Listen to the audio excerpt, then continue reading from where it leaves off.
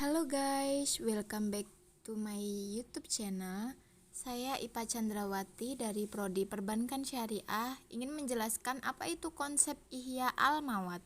Sebelum ke sesi materi, jangan lupa like, komen, dan subscribe karena itu gratis. Baik, saya di sini akan menjelaskan apa itu Ihya Al-Mawad. Ihya Al-Mawad adalah dua lafaz yang menunjukkan satu istilah dalam fikih yang mempunyai maksud tersendiri. Bila diterjemahkan secara literer, ihya berarti menghidupkan dan mawat berasal dari maut yang berarti mati atau wafat.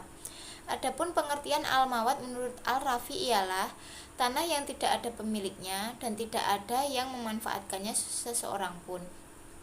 Adapun menurut Imam Al-Mawardi dalam kitab Al-Iqna Al-Khatib, yang dimaksudkan dengan al-mawad menurut istilah adalah tidak ada yang menanami, tidak ada halangan karena yang menanami baik dekat dari yang menanami maupun jauh. Adapun tata cara Ihya Al-Mawad, tata cara menghidupkan tanah mati atau dapat disebut juga dengan memfungsikan tanah yang disia-siakan bermacam-macam. Perbedaan cara-cara ini dipengaruhi oleh adat dan kebiasaan manusia. Adapun cara Ihya Al-Mawad adalah sebagai berikut. Yang pertama, menyuburkan. Cara ini digunakan untuk daerah yang gersang, yakni daerah di mana tanaman tidak dapat tumbuh. Maka tanah tersebut diberi pupuk, baik pupuk dari pabrik maupun pupuk kandang, sehingga tanah itu dapat ditanami dan dapat mendatangkan hasil sesuai dengan yang diharapkan. Yang kedua, ada menanam. Cara ini dilakukan untuk di daerah yang subur tetapi belum dijamah oleh tangan-tangan manusia, maka sebagai tanda tanah itu telah ada yang menguasai atau telah ada yang memiliki, maka ia ditanami dengan tanaman-tanaman, baik tanaman untuk makanan pokok, mungkin juga ditanami pohon-pohon tertentu secara khusus. Yang ketiga, ada menggarisi atau membuat pagar.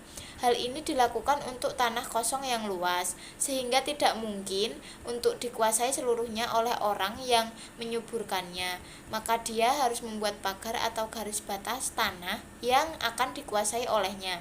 Yang keempat, ada menggali parit, yaitu membuat parit di sekeliling kebun yang dikuasainya dengan maksud supaya orang mengetahui bahwa tanah tersebut sudah ada yang menguasai. Dengan demikian menutup jalan bagi orang lain untuk menguasainya.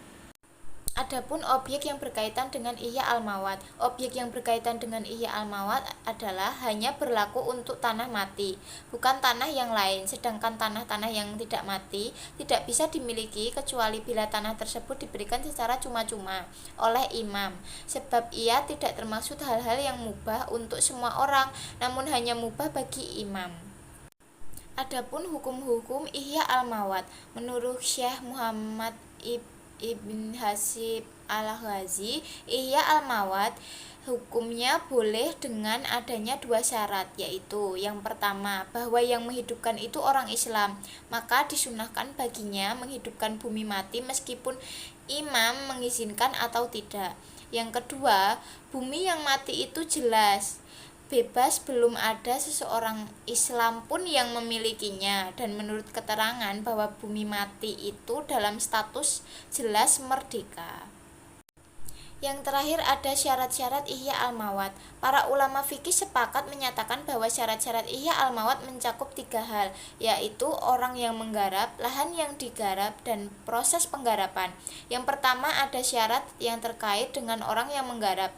Menurut ulama Syafi'iyah, haruslah seorang muslim karena kaum zimmi tidak berhak menggarap lahan umat Islam sekalipun diizinkan oleh pihak penguasa. Jika kaum zimmi atau orang kafir menggarap lahan orang Islam, itu berarti penguasaan terhadap hak milik orang Islam, sedangkan kaum zimmi atau orang kafir tidak boleh menguasai orang Islam. Yang kedua, ada syarat yang terkait dengan lahan yang akan digarap. Menurut ulama Syafi'iyah, lahan itu harus berada di wilayah Islam. Akan tetapi, jumhur ulama berpendapat bahwa tidak ada bedanya antara lahan yang ada di negara Islam maupun bukan.